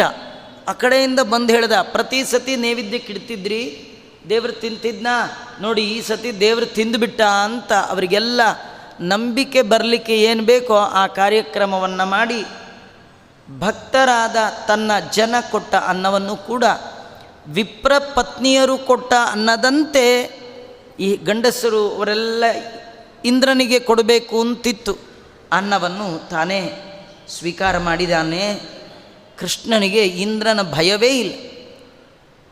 ಗತಬೀರ್ ಗಿರೀಂದ್ರ ವಪುಹು, ಅವನಿಗೆ ಇಂದ್ರನ ಭಯ ಇಲ್ಲ. ಇಂದ್ರನ ಭಯ ಇಲ್ಲ ಅಲ್ಲ, ಯಾರ ಭಯವೂ ದೇವರಿಗಿಲ್ಲ. ಭಗವಂತನ ಭಯ ಎಲ್ಲರಿಗಿದೆ. ಭೀಷಾಸ್ಮಾದ್ ವಾತಪ್ಪವತೆ ಭೀಷೋದೇತಿ ಸೂರ್ಯ. ಇಡೀ ಜಗತ್ತು ಭಗವಂತನಿಗೆ ಹೆದರಿ ಆ ಜಗತ್ತಿನ ಎಲ್ಲ ದೇವಾನುದೇವತೆಗಳು ಜೀವಜಾತಗಳು ಭಗವಂತನ ಆಜ್ಞೆಗೆ ಅನುಸಾರವಾಗಿ ನಡೀತಾ, ಚಾಚು ತಪ್ಪಲ್ಲ. ಆದರೆ ಎಲ್ಲ ಸೇರಿದ್ರೂ ಒಬ್ಬ ದೇವರನ್ನು ಹೆದರಿಸ್ಲಿಕ್ಕಾಗಲ್ಲ. ಎಲ್ಲರನ್ನೂ ಇವನೊಬ್ಬ ಹೆದರಿಸ್ತಾನೆ, ಇವನನ್ನು ಹೆದರಿಸೋರು ಯಾರೂ ಇಲ್ಲ. ಗತಬಿ, ಭೀ ಅಂದರೆ ಭಯ. ಇಂದ್ರನ ಭಯ ಇಲ್ಲ ಭಗವಂತನಿಗೆ. ಅದಕ್ಕೆ ಇಂದ್ರನಿಗಿಟ್ಟದ್ದನ್ನು ಪರ್ವತದ ರೂಪದಲ್ಲಿ ತಾನೇ ಸ್ವೀಕಾರ ಮಾಡಿದ. ಇದು ಮೇಲ್ನೋಟದ ಕತೆ, ಇದು ಭಾಗವತದಲ್ಲಿ ಬಂದ ಕತೆ. ಆದರೆ ಈ ಕಥೆ ಒಳಗೆ ನಮಗೆ ದೊಡ್ಡ ಸಂದೇಶವನ್ನು ವ್ಯಾಸರು ಕೃಷ್ಣನ ಮುಖಾಂತರ ನಮಗೆ ಕೊಡ್ತಾ ಇದ್ದಾರೆ. ನಾವು ಎಲ್ಲ ಇಂದ್ರನ ಪೂಜೆ ಮಾಡೇ ಅಭ್ಯಾಸ ನಮಗೆ. ಇಂದ್ರನ ಪೂಜೆ ಮಾಡುವವರಿಗೆ ಕೃಷ್ಣ ಕೊಟ್ಟ ಉಪದೇಶ ಇಂದ್ರನ ಪೂಜೆ ಬೇಡ ಅಂತ. ನಾವು ಇಂದ್ರನ ಪೂಜೆ ಮಾಡ್ತಾ ಇದ್ದೀವಿ. ಕೃಷ್ಣ ಹೇಳ್ತಾನೆ ಉಪನಿಷತ್ತಿನಲ್ಲಿ ಇಂದ್ರನ ಪೂಜೆ ಬೇಡ. ಅವರು ಮಾಡಿದ್ದು ಇಂದ್ರನ ಪೂಜೆ, ನಾವು ಮಾಡೋದು ಇಂದ್ರಿಯಗಳ ಪೂಜೆ. ಇಂದ್ರಿಯ, ಕಣ್ಣು ಏನು ಕೇಳುತ್ತೋ ಅದಕ್ಕೆ ಅದನ್ನು ಕೊಟ್ಬಿಡ್ತೀವಿ, ಕಿವಿ ಏನು ಕೇಳುತ್ತೋ ಅದಕ್ಕೆ ಅದನ್ನು ಕೊಟ್ಬಿಡ್ತೀವಿ, ಬಾಯಿ ಏನು ಕೇಳುತ್ತೋ ಕೊಟ್ಬಿಡ್ತೀವಿ. ದೇವರಂತಾನೆ ಇಂದ್ರನ ಇಂದ್ರಿಯಗಳ ಪೂಜೆ ಬೇಡ. ಹೃಷಿಕೇಶ, ಹೃಷಿಕ ಅಂದರೆ ಇಂದ್ರಿಯಗಳು, ಹೃಷಿಕೇಶ ಅಂದರೆ ಆ ಇಂದ್ರಿಯಗಳನ್ನು ನಿಯಮನ ಮಾಡುವವ, ಅವನ ಪೂಜೆ ಮಾಡಿ. ಅರ್ಚತ ಪ್ರಾರ್ಚತ ಪ್ರಿಯಮೇಧಾಸೋ ಅರ್ಚತ ಅರ್ಚಂತು ಪುತ್ರಕಾವುತ ಪುರನ್ನ. ಪುರ ಅಂದರೆ ದೇಹ, ದೇಹದ ಒಳಗೆ ಇರುವ ಇಂದ್ರಿಯಗಳೇ ಅಂದರೆ ಇಂದ್ರಿಯಗಳಿಗೆ ದೇವತೆಗಳು ಅಭಿಮಾನಿಗಳು. ಪ್ರಧಾನ ಇಂದ್ರ ಅಭಿಮಾನಿ, ಅವನ ಪೂಜೆ ಬೇಡ. ಅವಾಗೆಲ್ಲ ಒಡೆಯನಾಗಿರ್ತಕ್ಕಂಥ ಭಗವಂತನ ಆರಾಧನೆ ಮಾಡಿ ಅಂತ ತಿಳಿಸ್ತಾ ತನ್ನ ತಂದೆಗೆ ಆ ಮೂಲಕವಾಗಿ ಭಗವಂತ ಅನುಗ್ರಹ ಮಾಡ್ತಾ ಇದ್ದಾನೆ. ಪರ್ವತದಲ್ಲಿ ಒಂದು ರೂಪದಿಂದ ತಾನೇ ನಿಂತು ಸರ್ವ ಭೋಜ್ಯವನ್ನು ಕೂಡ ಭಗವಂತ ತಾನೇ ಸ್ವೀಕಾರ ಮಾಡಿದ. ಆ ನಂತರದಲ್ಲಿ ಆ ಸ್ವೀಕಾರ ಮಾಡುವ ಸಂದರ್ಭದಲ್ಲಿ ಪ್ರದಕ್ಷಿಣೆಗೆ ಹೊರಟನಂತೆ. ಪ್ರದಕ್ಷಿಣೀಕೃತ್ಯ ಗಿರಿಂ ಸ್ವವರ್ಗ ಮುದಾರ್ಪಿತಂ ಪರ್ವತ ವೇಷಧಾರಿ. ಪರ್ವತ ವೇಷಧಾರಿಯಾಗಿ ಕೃಷ್ಣ ಪರಮಾತ್ಮ ತನ್ನವರು ಕೊಟ್ಟ ಅನ್ನವನ್ನು ಸ್ವೀಕಾರ ಮಾಡಿದ. ಇದರಲ್ಲಿ ನಮಗೇನು ಕಥೆ ಅಂದರೆ ನೋಡಿ, ಗೋವರ್ಧನ ಪರ್ವತ ವೇಷಧಾರಿ ಅಂತಾರೆ. ಇದು ಮಾತ್ರ ಅಲ್ಲ, ಕಣ್ಣಿಗೆ ಕಾಣುವ ಎಲ್ಲ ಪರ್ವತಗಳು ಭಗವಂತನ ಸನ್ನಿಧಾನ. ಇವತ್ತು ನಾವು ದೊಡ್ಡದಾಗಿ ವೆಂಕಟಾಚಲ ಪರ್ವತವನ್ನು ಕೇಳುವಾಗ ಅದು ಎಲ್ಲ ಇಡೀ ಪರ್ವತ ಭಗವನ್ಮಯವಾದದ್ದು. ಇಡೀ ಪರ್ವತ ಸಾಲಿಗ್ರಾಮ. ಅದಕ್ಕೆ 3 ಪರ್ವತಗಳು ಸೇರಿ ಒಂದು ಪರ್ವತ. ಶೇಷಾಚಲ, ಅದು ಮತ್ತು ಏನು ಶ್ರೀಶೈಲ, ಇದು 3 ಇದೆ ಅಲ್ಲಿ. ನೃಸಿಂಹಾಚಲ, ಶೇಷಾಚಲ ಮತ್ತು ಶ್ರೀಶೈಲ. ಈ 3 ಪರ್ವತಗಳು ಸೇರಿ ಅದರೊಳಗೆ ನಾವು ಶ್ರೀಶೈಲದ ಬಗ್ಗೆ ನಿತ್ಯ ಪೂಜೆ ಮಾಡುವಾಗ ಒಂದು ಮಾತಿದೆ, ಶ್ರೀಶೈಲಾದ್ರಿ ನಿವಾಸಾಯ ಶಿಲಾವಾಸಾಯ ತೇ ನಮಃ. ಸಾಲಿಗ್ರಾಮ ನಿವಾಸಾಯ, ಆ ಶ್ರೀಶೈಲ ಪರ್ವತವೇ ಸಾಲಿಗ್ರಾಮ ಅಂತ. ಅದು ಈ ಒಂದು ಪರ್ವತದ ಒಂದು ಭಾಗ. ಹಾಗಾಗಿ ಸಮಗ್ರ ಆ 3 ಪರ್ವತಗಳ ಸಾಲು ಸಾಲಿಗ್ರಾಮ. ಸಾಲಿಗ್ರಾಮ ಅಂದರೆ ನೋಡುವವರ ಕಣ್ಣಿಗೆ ಯೋಗ್ಯತೆ ಇದ್ದವರಿಗೆ ಪೂರ್ಣ ಸರ್ವವೂ ಕೂಡ ಭಗವಂತನ ಪ್ರತೀಕವಾಗಿ ಕಾಣುತ್ತೆ. ಅದಕ್ಕೆ ವ್ಯಾಸರಾಜರಂಥ ಮಹಾನುಭಾವರು ಅವರು ಕಾಲಲ್ಲಿ ತುಳಿದು ಹೋಗಲೇ ಇಲ್ಲ, ಮಂಡಿಯಲ್ಲಿ ಹತ್ತಿ ಆ ಬೆಟ್ಟವನ್ನು ಹತ್ತಿ ಭಗವಂತನ ಆರಾಧನೆ ಮಾಡಿದ್ರು ಅಂತ ನಾವು ಕೇಳ್ತೇವೆ. ವಾದಿರಾಜ ಶ್ರೀಮಚ್ಚರಣವರು ಅವರಿಗೆಲ್ಲ ಆ ನೋಡುವಾಗ ಎಲ್ಲವೂ ಸಾಲಿಗ್ರಾಮಮಯವಾಗಿ ಕಂಡಿರ್ತಕ್ಕಂಥದ್ದು. ಇಲ್ಲಿ ಹೇಳ್ತಾ ಇದ್ದಾರೆ, ಇಲ್ಲಿ ಪರ್ವತ ವೇಷಧಾರಿ ಭಗವಂತ ಸ್ವತಃ ತಾನೇ ಗೋವರ್ಧನ ಪರ್ವತವಾಗಿದ್ದು ಆ ಪರ್ವತದ ಒಳಗೆ ಒಂದು ರೂಪದಿಂದ ತಾನಿದ್ದು ಮುದಾರ್ಪಿತಂ, ತನ್ನವರು ಕೊಟ್ಟಂತಹ ಪ್ರೀತಿಯಿಂದ ಕೊಟ್ಟಂತಹ ಬಲಿ, ಆ ಬಲಿಯನ್ನು ಕೃಷ್ಣ ಪರಮಾತ್ಮ ತಾನು ಸ್ವೀಕಾರ ಮಾಡಿದ್ದಾನೆ. ಆಮೇಲೆ ತನ್ನ ಪರಿವಾರದೊಂದಿಗೆ ಕೃಷ್ಣ ಪರಮಾತ್ಮ ಆ ಪರ್ವತವನ್ನೇ ಪ್ರದಕ್ಷಿಣೆ ಮಾಡಿದ್ದಾನೆ. ಯಾಕೆ ಮಾಡ್ದ? ಯಾಕಿದೆಲ್ಲ ದೇವರು ಮಾಡ್ದ? ಯಾಕಂದರೆ ವಾದಿರಾಜರು ಒಂದು ಬಹಳ ಅದ್ಭುತವಾದ ಮಾತನ್ನು ಹೇಳ್ತಾರೆ. ಅದು ದೇವರು ಮಾಡಿದ್ದು ಇಂದ್ರದೇವರ ಹೆಸರನ್ನು ಸಾರ್ಥಕ ಮಾಡಬೇಕು ಅಂತ. ಇಂದ್ರದೇವ್ರಿಗೂ ಒಂದು ಹೆಸರಿತ್ತಂತ. ಅಲ್ಲಿವರೆಗೂ ಪ್ರತಿ ವರ್ಷ ಕೊಟ್ಟದ್ದನ್ನು ಇಂದ್ರ ಸ್ವೀಕಾರ ಮಾಡ್ತಿದ್ದ. ಅವನ ಹೆಸರು ಏನಂದರೆ ಶತಮನ್ಯು. ಭಗವಂತನಿಗೆ ಹೆಸರೇ, ಇಂದ್ರದೇವರ ಹೆಸರು ಶತಮನ್ಯು. ಶತಮನ್ಯು, ಮನ್ಯು ಅಂದರೆ ಕೋಪ, ಶತಮನ್ಯು ಅಂದರೆ ಭಾರೀ ಕೋಪ, ಪೂರ್ಣ ಕೋಪ ಕೋಪ ಕೋಪ. ಅಂದರೆ ತನಗೆ ಬರಬೇಕಾದ್ದು ಬರದೇ ಇದ್ದರೆ ಯಾರಿಗಾರು ಸಿಟ್ಟು ಬರತ್ರಿ ಅಲ್ವಾ? ಪ್ರತಿ ತಿಂಗಳು ಬರಬೇಕಾದ್ದು ಬರೆದಿದ್ದರೆ, ಪ್ರತಿ ವರ್ಷ ಬರಬೇಕಾದ್ದು ಬರೆದಿದ್ದರೆ, ವರ್ಷ ವರ್ಷ ಕೊಡೋ ಬೋನಸ್ ಏನಾದ್ರು ಕೊಡಲ್ಲ ಅಂದ್ಬಿಟ್ರೆ ಇದ್ಬದ್ದವರೆಲ್ಲ ಸ್ಟ್ರೈಕ್ ಮಾಡಲ್ವೇ? ಕೃಷ್ಣ ಪ್ರತಿ ವರ್ಷ ಬರುವಂತಹ ಒಂದು ಏನು ಆ ಹುಗ್ಗಿ ಅದು ಬರೋದನ್ನು ತಪ್ಪಿಸಿಬಿಟ್ಟ. ಯಾಕೆ ತಪ್ಪಿಸಿದ? ತಾನೇ ಯಾಕೆ ಸ್ವೀಕಾರ ಮಾಡ್ದ? ಇಂದ್ರನಿಗೆ ವಿರುದ್ಧವಾಗಿ ಪರ್ವತಕ್ಕೆ ಪ್ರದಕ್ಷಿಣೆ ಯಾಕೆ ಮಾಡಿಸ್ದ? ಯಾಕಂದರೆ ಅವನು ಬಹುಕೋಪಿ ಅಂತ ಅವನಿಗೆ ಹೆಸರು ಇಂದ್ರದೇವರಿಗೆ. ಅದನ್ನು ಮಾಡ್ಕೊಳ್ಳಿ, ಸ್ವಲ್ಪ ಕೋಪ ಹೆಸರು ತಕ್ಕಂಗೆ ಮಾಡ್ಕೊಳ್ಳಿ ಅಂತ ತೋರಿಸ್ಲಿಕ್ಕೇನೋ ಎಂಬಂತೆ, ಅವನ ಕೋಪವನ್ನು ಮತ್ತೆ ಜಾಸ್ತಿ ಮಾಡಲಿಕ್ಕೇನೋ ಎಂಬಂತೆ ಭಗವಂತ ಇಂದ್ರನಿಗೆ ಸಂಬಂಧಪಟ್ಟ ಯಾಗವನ್ನು ತಪ್ಪಿಸಿ ಗೋವರ್ಧನ ಪರ್ವತದ ಯಾಗವನ್ನು ಮಾಡಿಸಿ ಇಂದ್ರನಿಗೆ ಕೊಡುವ ಬಲಿಯನ್ನು ತಪ್ಪಿಸಿ ಅದನ್ನು ತಾನೇ ಸ್ವೀಕಾರ ಮಾಡಿದ ಅಂತ ವರ್ಣನೆ ಮಾಡ್ತಾ ಇದ್ದಾರೆ. ಸಹಸ್ರ ನೇತ್ರೋಪಿ ಸಕೃಷ್ಣ ಸತ್ವಂ ಅನಾಗ ವಿಜ್ಞಾಯ ದಿದೇಶ ಮೇಘಾನ್ ಪ್ರವರ್ಷಣಾರ್ಥಂ ನಿಗಮೈಕ ವೇದ್ಯೆ ಕಿಮಕ್ಷಿ ಬಾಹುಲ್ಯಮುಪೈತಿ ಕೃತ್ಯಂ. ಇಂದ್ರದೇವರಿಗೆ ಮತ್ತೊಂದು ಹೆಸರು. ಯಾವಾಗ ಇಂದ್ರದೇವರಿಗೆ ಪ್ರತಿ ವರ್ಷ ಬರುವ ಸುಗ್ಗಿ ಕಾಲದಲ್ಲಿ ಬರುವ ಹುಗ್ಗಿ ತಪ್ತೋ ಸಿಟ್ಟು ಬಂತು ಇಂದ್ರದೇವರಿಗೆ. ಯಾಕೆ ಸಿಟ್ಟು ಬಂತು? ಹೆಸರೇ ಅದು ಶತಮನ್ಯು. ಅದಕ್ಕೆ ಸಿಟ್ಟು ಬಂತು. ಸಿಟ್ಟು ಬಂದು ಏನು ಮಾಡ್ದ?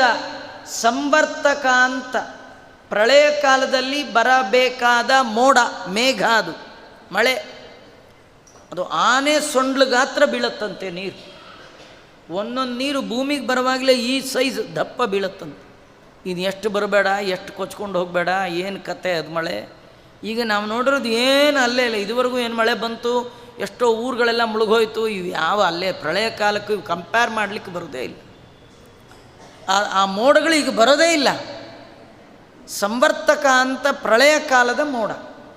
ಅದಕ್ಕೆ ಇಂದ್ರದೇವರ ಆಜ್ಞೆ ಮಾಡಿದ್ನಂತೆ, ನೀವು ಅಲ್ಲಿ ಇಲ್ಲಿ ಸುರಿಬೇಡಿ, ಭೂಪಟದ ಒಳಗೆ ನಂದಗೋಕುಲ ಅನ್ನುವ ಹಳ್ಳಿಯೇ ಇರಬಾರ್ದು, ಕೊಚ್ಚಿಕೊಂಡು ಹೋಗಬೇಕು, ಹಾಗೆ ಮಳೆಯನ್ನು ಸುರಿಸ್ರಿ ಅಂತ ಇಂದ್ರದೇವರು ಸಂವರ್ತಕ ಮೋಡಗಳಿಗೆ ಆಜ್ಞೆ ಮಾಡಿದ.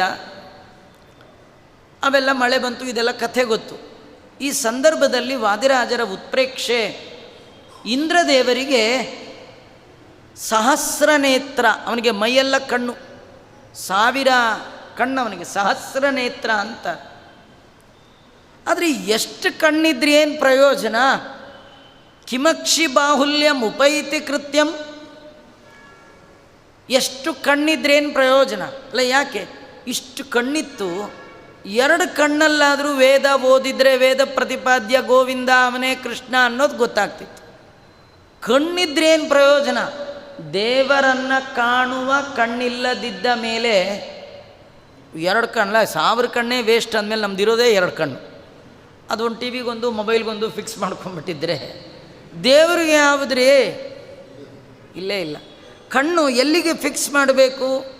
ರಾಯರ ಗುರುಗಳು, ಅವರ ಗುರುಗಳು ವಿಜೇಂದ್ರ ಸ್ವಾಮಿಗಳು, ಕುಂಭಕೋಣವಾಸಿಗಳು, ಅವರು ಹೇಳ್ತಾರೆ, ನಮಮಾಕ್ಷಿಯುಗಂ ಪ್ರವರ್ತತೆ ಭಗವಶಾಸ್ತ್ರ ಕುಲಾವಲೋಕನಾಯ. ಸ್ವಾಮಿ, ನನಗೆ ಒಳ್ಳೆ 2 ಕಣ್ಣು ಕೊಟ್ಟಿದೆಯಾ, ಆದರೆ ಈ ಕಣ್ಣಿಗೆ ಭಗವಶಾಸ್ತ್ರ, ಭಾಗವತ, ರಾಮಾಯಣ ನೋಡಬೇಕು ಅಂತ ಅನಿಸೋದೇ ಇಲ್ಲ. ನೀವು ಈ ಶಬ್ದಗಳನ್ನು, ಈ ಅಕ್ಷರಗಳನ್ನು ನೋಡ್ತಾ ಇರಬೇಕಂತ. ಕಣ್ಣಿರೋವರೆಗೂ ಅಕ್ಷರದ ಒಳಗೆ ನೆಟ್ಟಿರಬೇಕಂತ. ನೆಟ್ಟಿದ್ರೆ 3 ಜ್ಞಾನ ಬರುತ್ತಂತೆ. ಕ್ಷರ, ಅಕ್ಷರ, ಕ್ಷರಾಕ್ಷರಮತೀತನಾದ ಪುರುಷೋತ್ತಮ. ಈ 3 ನಿಮಗೆ ಅರ್ಥ ಆಗಬೇಕಂದ್ರೆ ಅಕ್ಷರದ ಒಳಗೆ ಕಣ್ಣಿರಬೇಕು. ಯಾವಾಗಲೂ ನಿಮಗೆ ಗೊತ್ತಿರಬಹುದು, ನೋಡಿರ್ತೀರಿ, ನಮ್ಮ ಹಿಂದಿನವರೆಲ್ಲ ತುಂಬ ವಯಸ್ಸಾದಾಗ ಕಣ್ಣು ಕಾಣದಿದ್ದರೆ ಕನ್ನಡಕ ಹಾಕ್ಕೊಂಡು, ನಮ್ಮ ಪಾಠ ಹೇಳುವ ನಮ್ಮ ಗುರುಗಳು ಕನ್ನಡಕ ಹಾಕ್ಕೊಳ್ತಿದ್ರು. ಕನ್ನಡಕದ ಮುಂದೆ ಒಂದು ಬೂದ್ಗಾಜ್ ಹಿಡಿತಿದ್ರು. ಬೂದ್ಗಾಜ್ ಹಿಡ್ಕೊಂಡು ಅಕ್ಷರ ನೋಡ್ಕೊಂಡು ಹೇಳಿ, ಇಂಥ ಕಷ್ಟ ಯಾಕೆ ಪಡ್ತೀರಿ? ಇಲ್ಲ, ಕಣ್ಣಿರೋವರೆಗೂ ಅಕ್ಷರ ನೋಡಬೇಕು ಅಂತ. ಕಣ್ಣು ಸಾರ್ಥಕ ಆಗೋದೇ ಆವಾಗ. ಇವತ್ತು ಕಣ್ಣಿತ್ತು, ಪ್ರಯೋಜನಕ್ಕೆ ಬಂತು ಅಂದರೆ ಅಕ್ಷರಗಳನ್ನು ಅಕ್ಕರೆಯಿಂದ ಓದಿದಾಗ ಮಾತ್ರ. ನೀವು ಅಕ್ಷರಗಳನ್ನು ಅಕ್ಕರೆಯಿಂದ ಓದಿದರೆ ಬರೋದು ಪರೋಕ್ಷ ಜ್ಞಾನ. ಅದು ಚೆನ್ನಾಗಿ ಪಕ್ವ ಆದರೆ ಬರೋದು ಅಪರೋಕ್ಷ ಜ್ಞಾನ. ಅಪರೋಕ್ಷ ಜ್ಞಾನಕ್ಕೆ ಪರಂಪರೆಯಿಂದ ಕಾರಣವಾಗುವ ಪರೋಕ್ಷ ಜ್ಞಾನ ಬರೋದೇ ಪರಮಾತ್ಮನ ಶಾಸ್ತ್ರವನ್ನು ಅಕ್ಕರೆಯಿಂದ ಕಣ್ಣಲ್ಲಿ ನೋಡಿದಾಗ ಮಾತ್ರ. ನೋಡ್ತಾ ಹೇಳಬೇಕಂತ, ಪುಸ್ತಕ ನೋಡಿ, ಶ್ಲೋಕ ನೋಡಿ, ಅಕ್ಷರಗಳನ್ನು ನೋಡಬೇಕು. ಅಂದರೆ ಮಾತ್ರ ಆ ಭಗವಂತನನ್ನು ನಿಗಮೈಕ ವೇದ್ಯಂ, ನಿಗಮ ಅಂದರೆ ವೇದ, ಅದರಿಂದ ಮಾತ್ರ ತಿಳಿಲಿಕ್ಕೆ ಬರುವವ. ಅದನ್ನು ತಿಳಿಸ್ಲಿಕ್ಕೆ ಉಳಿದ ಎಲ್ಲ ವೇದಾಂತಗಳು ಹೊರಟಿರೋದು. ವೇದ ನಿರ್ಣಯ ಮಾಡಲಿಕ್ಕೆ ವೇದಾಂತ ಸೂತ್ರ. ನಿಜವಾಗಿಯೂ ದೇವರನ್ನು ತಿಳ್ಕೊಳಕ್ಕಿರೋದು ಒಂದೇ ಒಂದು ಶಬ್ದ, ಓಂ. ನಮ್ಗೆ ಓಂ ಅಂತಂದು ಏನು ಅರ್ಥ ಆಗಲ್ಲ, ಅದಕ್ಕೆ 3 ಅಕ್ಷರ ಅಂತ ಬಿಡಿಸೋದು. 3 ಅಕ್ಷರ ಅಂದರೂ ಅರ್ಥ ಆಗಲಿಲ್ಲ. ಅದಕ್ಕೆ ಇನ್ನೊಂದು ಸ್ವಲ್ಪ ವ್ಯಾಹೃತಿ ಅಂತ ಮಾಡಿದ್ರು, ಅದೂ ಅರ್ಥ ಆಗಲಿಲ್ಲ. ಅದಕ್ಕೆ ನಮಗೋಸ್ಕರ ಆ 3 ತೆಗೆದು ಮತ್ತಿನ್ನು 8 ಅಕ್ಷರ ಅಂತ ಮಾಡಿದ್ರು. 8 ಅಕ್ಷರಕ್ಕೆ ಒಂದೊಂದು ಅಕ್ಷರಕ್ಕೆ 3 ಅಂತೇಳಿ 24 ಅಕ್ಷರ ಗಾಯತ್ರಿ ಮಾಡಿದ್ರು. ಆ 24 ಅಕ್ಷರವೂ ಅರ್ಥ ಆಗಲಿಲ್ಲ ಅಂತ 16 ರುಕ್ಕಿನ ಋಗ್ವೇದ ಮಾಡಿದ್ರು, ಪುರುಷ ಸೂಕ್ತ. ಅದು ಅರ್ಥ ಆಗಲಿಲ್ಲ ಅಂಥೇಳಿ ಅದನ್ನು 10,600 ಮಂತ್ರ ಋಗ್ವೇದ, ಅದು ಅರ್ಥ ಆಗಲಿ. ಎಲ್ಲ ಒಂದಿಷ್ಟು ವೇದ ಕೊಟ್ಟರೆ ಯಾವ್ದಾರ ಒಂದಾರ ಅರ್ಥ ಮಾಡಿ, ಯಾವುದು ಅರ್ಥ ಆಗಲಿ. ನಮಗೆ ವೇದ ಅರ್ಥ ಆಗದೇ ಇದ್ದಾಗ ಅರ್ಥ ಮಾಡ್ಕೊಳ್ಳಿಕ್ಕೆ ಬೇರೆ ಏನಿಲ್ಲ. ನಿಗಮೈಕ ವೇದ್ಯಂ, ವೇದದಿಂದ ಮಾತ್ರ ತಿಳಿಯಲ್ಪಡುವವ. ಹಾಗಾದರೆ ಉಳಿದದ್ದೆಲ್ಲ ಏನು ಮಾಡ್ತು ಅಂದರೆ ದೇವರನ್ನು ತಿಳಿಸ್ಲಿಲ್ಲ, ದೇವರನ್ನು ತಿಳಿಸುವ ವೇದವನ್ನು ತಿಳಿಸ್ತು. ವೇದಾಂತ ಅಂತ ಅಂದರೆ ಕೊನೆಯಲ್ಲ, ನಿರ್ಣಯ. ವೇದಾರ್ಥವನ್ನು ನಿರ್ಣಯ ಮಾಡಲಿಕ್ಕೆ ಹೊರಟಿರ್ತಕ್ಕಂಥದ್ದೇ ಸೂತ್ರಗಳು. ನಮಗೆ ಸೂತ್ರ ಅರ್ಥ ಆಯಿತಾ? ಅದೂ ಆಗಲಿಲ್ಲ. ಸೂತ್ರ ಅರ್ಥ ಆಗದೇ ಇದ್ದಾಗ ಮತ್ತೆ ಆಚಾರ್ಯರು ಬಂದರು, ಅದಕ್ಕೆ ವ್ಯಾಖ್ಯಾನ ಮಾಡಿದ್ರು, ಭಾಷ್ಯ ಅಂತ. ನಮ್ಮ ಭಾಷ್ಯ ಅರ್ಥ ಆಗಿಬಿಡುತ್ತಾ? ಅದೂ ಆಗಲಿಲ್ಲ. ನಾವೇನು ಸಾಮಾನ್ಯನ ಹೇಳಿದವರೆಲ್ಲ ಅರ್ಥ ಮಾಡ್ಕೊಳ್ತೀವ? ಹಾಗೆಲ್ಲ ಮಾಡ್ಕೊಳ್ಳೋದು. ನಮ್ಗೆ ಎಷ್ಟೋ ಸತಿ ನಮ್ಮ ಮನೆಯವ್ರು ಹೇಳಿದ ಮಾತೇ ಅರ್ಥ ಆಗಲ್ಲ, ಅವ್ರದ್ದು ಇವ್ರಿಗೆ ಅರ್ಥ ಆಗಲ್ಲ, ಇವ್ರದ್ದು ಅರ್ಥ ಆಗಲ್ಲ. ಇನ್ನು ಅಷ್ಟು ದೊಡ್ಡ ಲೆವೆಲ್ನವ್ರದ್ದು ಮಧ್ವಾಚಾರ್ಯ ಹೇಳಿದ್ರೆ ನಾವು ಅರ್ಥ ಮಾಡ್ಕೊಳ್ತೀವಿ, ಎಲ್ಲ ಮಾಡ್ಕೊಳ್ತೀವಿ. ಮತ್ತು ಅವ್ರದ್ದನ್ನು ಅರ್ಥ ಮಾಡಲಿಕ್ಕೆ ಇಂದ್ರದೇವರು ಜೈತೀರ್ಥರಾಗಿ ಬಂದರು, ಅದು ಅರ್ಥ ಆಯಿತಾ? ಅದೂ ಆಗಲಿಲ್ಲ. ಮತ್ತು ಅಲ್ಲಿಂದ ಅನೇಕ ಜ್ಞಾನಿಗಳು, ಎಲ್ಲರದು ಒಂದೇ ಕೆಲಸ, ಏನಾರು ಮಾಡಾಗ ಒಂಚೂರು ತಿಳಿಸೋಣ ಅಂತ ಕಾರುಣ್ಯದಿಂದ ಅನೇಕ ಜ್ಞಾನಿಗಳ ಹಿಂದೆ ಬಂದು ಮಾಡಿದ್ರು. ನಾವು ಅಳ್ಳಾಡಲಿಲ್ಲ. ಕಡೆ ಹೋಗಲಿ ನಿಮ್ಮ ಲ್ಯಾಂಗ್ವೇಜಲ್ಲೇ ಹೇಳ್ತೀವಿ ಅಂತ ಬಂದವರು ಯಾರು? ದಾಸರು. ಅವರು ನಿಮ್ಮ ಕನ್ನಡನ ಅದರೊಳಗೆ ಹೇಳ್ತೀನಿ ಅಂತ ಬಂದರು. ಅದು ಗೊತ್ತಾಗಲಿ, ಏನು ಗೊತ್ತಾಗಲಿ. ದೇವರಂದ ಇಷ್ಟು ಗೊತ್ತಾಗಲ್ವಾ? ಹಾಗಾದ್ರೆ MD ಅಂದರು. ಅಂದರೆ ಮ್ಯಾನುಫ್ಯಾಕ್ಚರಿಂಗ್ ಡಿಫೆಕ್ಟು. ಇಷ್ಟು ಹೇಳಿದ್ರೂ ನಿಂಗೆ ಅರ್ಥ ಆಗಲ್ಲ ಅಂದರೆ ನಿನ್ನೇನು ರಿಪೇರಿ ಮಾಡಲಿಕ್ಕೆ ಆಗಲ್ಲಪ್ಪ, ನಿನ್ನ ಕತೆ ಗೋವಿಂದ. ಒಟ್ಟು ದೇವರನ್ನು ತಿಳಿಸುವ ಮೂಲ ಗ್ರಂಥ ಯಾವುದು? ವೇದ. ಆ ವೇದಗಳ ಸಾಲು ನಿಮಗೆ ಅರ್ಥ ಆಗುತ್ತೋ ಬಿಡುತ್ತೋ ಅದನ್ನು ಅಕ್ಕರೆಯಿಂದ ಓದಿ, ಚೆನ್ನಾಗಿ ಕಣ್ಣಲ್ಲಿ ಕಣ್ಣಿಟ್ಟು ಓದಿ, ಒಂದಲ್ಲ ಒಂದಿನ ಭಗವಂತ ತನ್ನ ವ್ಯಾಪ್ತತ್ವವನ್ನು, ತನ್ನ ಇರುವಿಕೆಯ ಅರಿವನ್ನು ಅವನೇ ಕೊಡ್ತಾನೆ. ಅವನು ಎಲ್ಲ ಕಡೆ ಇದ್ದಾನೆ, ಇದು ನಿಮಗೂ ಗೊತ್ತು, ನನಗೂ ಗೊತ್ತು. ಆದರೆ ಅನುಭವಕ್ಕೆ ಬರಬೇಕಲ್ಲ, ಅದು ಅವನು ಕೊಟ್ಟರೆ ಉಂಟು, ಇಲ್ಲದೇ ಇದ್ರಿಲ್ಲ. ಅದೇ ಮುಖ್ಯ. ಈಗ ಎಲ್ಲರಿಗೆ ಸಾಮಾನ್ಯ ಏನು ಗೊತ್ತು? ಎಲ್ಲ ಕಡೆ ದೇವರಿದ್ದಾನೆ, ಯಾರಿಗೂ ಗೊತ್ತಿಲ್ಲ ಕೈ ಎತ್ತಿ. ನೀವೇನು ಹೇಳೋದಾಚಾರ? ನಮಗೂ ಗೊತ್ತಾಗೋದು ಮುಖ್ಯ ಅಲ್ಲ, ಅದರ ಅನುಭವ ಬೇಕಲ್ಲ. ನಮಗೆ ಅನುಭವ ಇನ್ನೂ ಆಗಲಿಲ್ಲ. ಅನುಭವ ಆಗಬೇಕಾದ್ರೆ ಅಕ್ಕರೆಯಿಂದ ಶಾಸ್ತ್ರವನ್ನು ನೋಡ್ತಾ ಇರಬೇಕು. ಅದಕ್ಕೆ ಇಂದ್ರದೇವರು 2 ಕಣ್ಣು ಸಾಲದು ಅಂತ 1000 ಕಣ್ಣು. ನಮ್ಮಲ್ಲಿ ಎಷ್ಟೋ ಜನ ಹೇಳ್ತಾರೆ ನೋಡಿ, ಅಲಂಕಾರ ನೋಡಿ ದೇವರು ನೋಡಲಿಕ್ಕೆ 2 ಕಣ್ಣು ಸಾಲದು ಅಂತಾರೆ ಅಲ್ವಾ? ದೇವರ ಕಥೆ ಕೇಳಲಿಕ್ಕೆ 2 ಕಿವಿ ಸಾಲದು ಅಲ್ವಾ? ಇಂದ್ರದೇವರು ದೇವ್ರನ್ನ ತಿಳ್ಕೊಳ್ಬೇಕು, 1000 ಕಣ್ಣಿಟ್ಕೊಂಡ.